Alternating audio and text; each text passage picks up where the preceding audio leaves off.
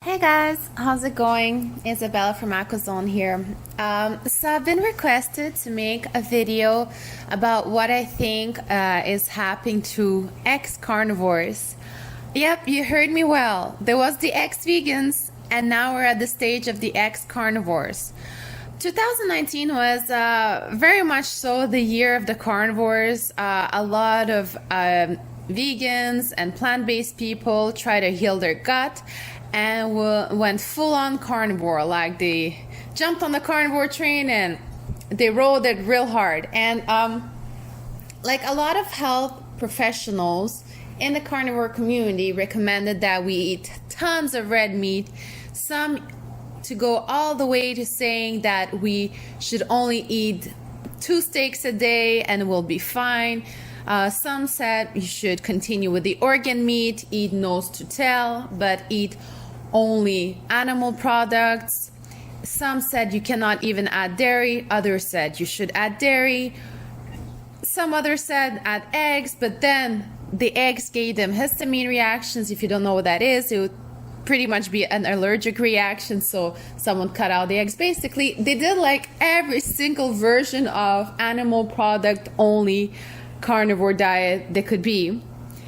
And half of them, of those healthcare professionals, those vloggers, those YouTubers, all ended up with health issues from their veganism or plant-based diets, from the omnivores diets, and then when they switched to carnivore and they made it last past its expiration date.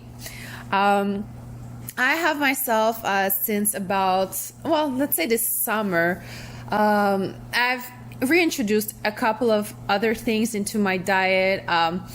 If you didn't already, I'm from a Russian Slavic background, well, at least from my mother's side.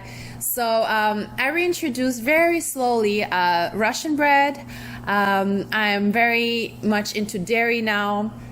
And the reasons I did that is that because I was starting to feel the same way that I felt with veganism, with carnivorism. I started getting lethargic, low energy, low libido. Everything was pretty much platonic after I've done the initial cleanse of the carnivore diet. So it's bizarre because you do cleanses on the vegan diet, you feel great, and then you feel shit. You do the same in carnivore diet, you feel great, then you feel shit. And pretty much everyone that done it feels the same. As my husband previously mentioned, we are opportunistic carnivores. And this is where I'm going to get more into my case study and more into my scientific journey about nutrition. If you didn't already know, I'm a certified nutrition specialist from the ISSA. It's basically worthless because the advices I've been given to my clients back in my 20s when I did practice that were more like the plant-based 6 meals a day, low fat, lean meats, and basically the regular bodybuilder diet. Anyways, long story short, since I started reintroducing some carbs, I've noticed that there's a certain way of reintroducing carbs, and some mixes, at least for my part, do not do well. Number one, if you only eat red meat, at some point you will plateau and you'll not desire red meat anymore, or you'll have histamine reactions, allergic reactions to those amounts and regularity of eating only red meat. Try it, you'll see. Also, if you go crazy on the eggs, same thing will happen. I'm not saying here you need to return to a balanced diet. I think you should just look more at what the ancestral diet was and analyze it from an animal perspective. We live in an extremely abundant world of possibilities. We have so many darn items in the groceries that we start mixing everything together to have a whole food, super nutritious diet. And this is where the downfall of our civilization and of our health is. There's too much variety and too much mixing. In the nature, there's no way you will find a buffalo, a fish, a fruit tree, and leafy greens all in the same meal. There's no way. So if you really want to regain your health and your proper digestion, in my experience, if you're gonna have a salad, do not have milk products with it, do not have red meat with it. I personally, if I eat vegetables and red condensed meat or like something heavy, I will puke out the vegetables instantly. But alone on themselves, like if I eat some roasted potatoes or roasted carrots, it will go through. Now, if those same things are raw, they're not going down. Depending on the person, some people will absorb their fiber better than others, but our gut and microbiome was not designed for absorbing those levels of fiber, and especially in those fake made vegetables. So I do not recommend mixing any types of vegetables plus meat together in the same meal. Okay, vegetables should be like either for a cleanse, like a dog would go out, eat some grass, puke and poop and be done with it, or some other ailments that you need to heal. So yes, plants are medicine, but do not mix them with the abundance of food. I hope you're still following me here.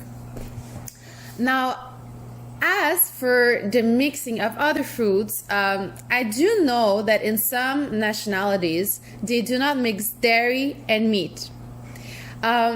Specifically because they do not digest at the same rate, they do not digest well together. There's different levels of pH. Same thing happens when you eat vegetables.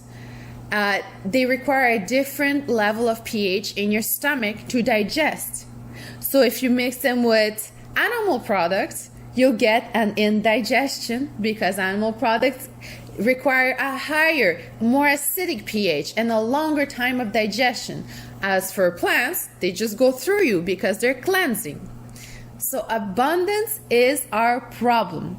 Also, we need to fast a little bit more in between meals. You have a meal meat, it should last you 8 to 10 hours. So eat to your satisfaction. Eat enough of the skin, tendons, and fat within your meat. If you're disgusted by it, switch to something else. Switch to fish. Switch to entire eggs. Don't just include the egg yolk or the egg whites. But don't have a crazy abundance of one thing. And let bigger spaces in between your meals to digest, especially if you're gonna have different things to digest. If you're gonna have like a morning of fruits, don't mix them with a glass of warm milk. Eat your fruits in the morning, wait until supper time and have a nice copious supper then.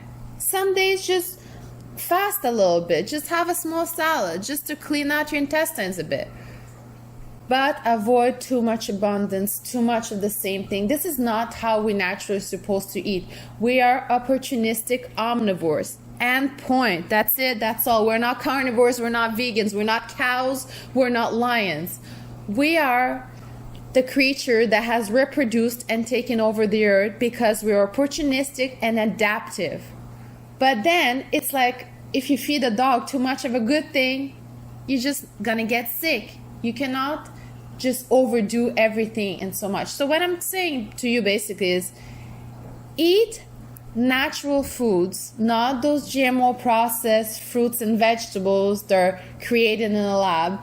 Root vegetables is something I highly suggest because they're more natural. They've been around longer. Carrots is something I don't really recommend because of their high sugar content. And I'm not recommending a ketogenic diet either, okay? Honestly, I find that ketogenic diet sometimes crashes your libido. The moment I have carbs, it's like, whew. So yes, root vegetables, endemic fruits, nuts, it depends of your tolerance to them. If you're starving in the forest and you find nuts, let me tell you, you'll eat those nuts. No point intended. But really, just be more instinctive and analyze. Go out in nature more, check out what is available around you, and determine what you would really be eating versus what your grocery store can just give you, you know? Grocery store is actually a downfall because of the variety, and we can just buy and become like ginormous masses of slop. This is not what a human being's body is supposed to look like. learn to hustle the hard way to get your nutrients. All right, I hope this was informative enough. Thank you so much for watching. Keep up watching my videos, like, comment, subscribe, and I'll answer you in the comments if you have any questions. Love y'all. See you next time. Bye.